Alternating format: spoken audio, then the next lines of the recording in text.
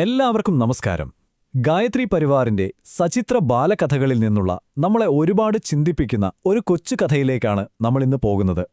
ഒരൊറ്റ ഉപദേശം, അത് നമ്മുടെ ജീവിതത്തെ മൊത്തത്തിൽ മാറ്റിമറിക്കാൻ ശേഷിയുള്ളതാണോ? ഈ കഥയിലൂടെ നമുക്കതൊന്ന് നോക്കാം, അല്ലേ? അപ്പോ തുടങ്ങാം. ഒന്നുകൂടി ചോദിക്കട്ടെ, ഒരൊറ്റ ഉപദേശത്തിന് ഒരു മനുഷ്യന്റെ ജീവിതം മുഴുവനായിട്ടങ്ങ് മാറ്റിമറിക്കാൻ പറ്റുമോ? ഈ ഒരു ചോദ്യം മനസ്സിൽ വെച്ചുകൊണ്ട് നമുക്ക് ഈ കഥ കേട്ട് തുടങ്ങാം. അപ്പോൾ നമ്മുടെ ഈ കഥയിലെ പ്രധാന ആളെന്ന് പറയുന്നത് ഒരു വിറകുവെട്ടുകാരനാണ്.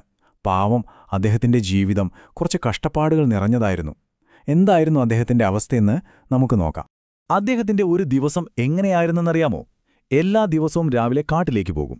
അവിടെ നിന്ന് കിട്ടുന്ന കുറച്ച് മെലിഞ്ഞ വിറകുകളൊക്കെ ശേഖരിക്കും. എന്നിട്ടത് ചന്തയിൽ കൊണ്ടുപോയി വിൽക്കും. അതിൽ നിന്ന് കിട്ടുന്ന തുച്ഛമായ പണം കൊണ്ടാണ് കഷ്ടിച്ചങ്ങേരെ ജീവിച്ചു പോരുന്നത്.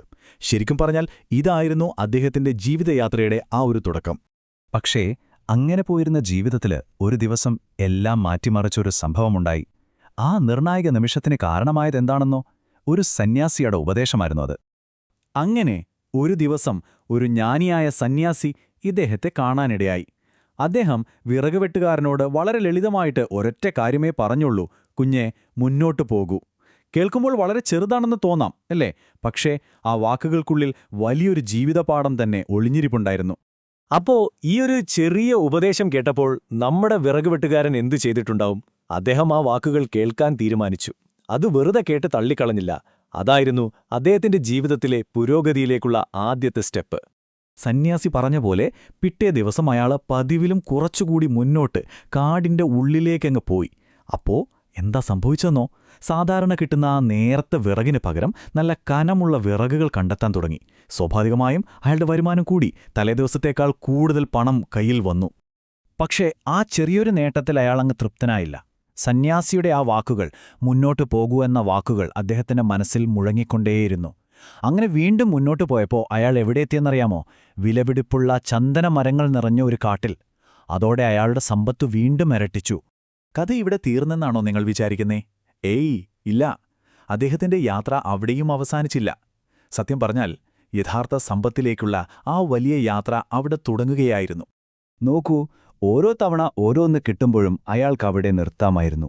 പക്ഷെ ചെയ്തില്ല. ആ ഒരൊറ്റ ഉപദേശം മനസ്സിൽ വെച്ച് അയാൾ പിന്നെയും പിന്നെയും മുന്നോട്ടുപോയി. അങ്ങനെ ആദ്യം ഒരു ചെമ്പുഖനി കണ്ടെത്തി. അവിടെയും നിർത്തിയില്ല. മുന്നോട്ടു പോയപ്പോൾ ഒരു വെള്ളിഖനി കിട്ടി. എന്നിട്ടും മതിയാക്കിയില്ല. പിന്നെയും മുന്നോട്ടു പോയപ്പോൾ ഒരു സ്വർണ്ണഖനി. ഒടുവിലോ ഒരു വജ്രഖനി തന്നെ കണ്ടെത്തി. ആലോചിച്ചു നോക്കൂ.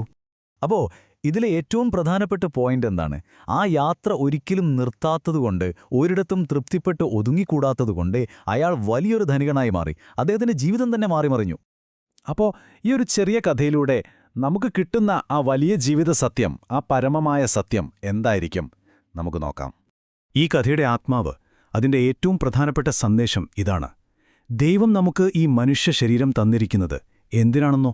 വെറുതെ ജീവിച്ച് തീർക്കാനല്ല, മറിച്ച് നിരന്തരം മുന്നോട്ടുപോയി നമ്മുടെ ജീവിതത്തെ മെച്ചപ്പെടുത്താനാണ്. ആ വിറകുവെട്ടുകാരന്റെ യാത്ര സത്യത്തിൽ നമ്മൾ ഓരോരുത്തരുടെയും ജീവിതയാത്രയാണ്. അപ്പോ ഈ കഥ കേട്ടുകഴിഞ്ഞപ്പോൾ നമുക്കൊന്ന് ആലോചിക്കാം. നിങ്ങളുടെ ജീവിതത്തിൽ ഇപ്പോൾ ഈ നിമിഷത്തിൽ മുന്നോട്ടു പോകുക എന്ന് പറഞ്ഞാൽ അതിന്റെ അർത്ഥമെന്താണ്? നിങ്ങൾ വെക്കേണ്ട അടുത്ത ചുവടെന്തായിരിക്കും? ഒന്ന് ചിന്തിച്ചു നോക്കൂ. നന്ദി.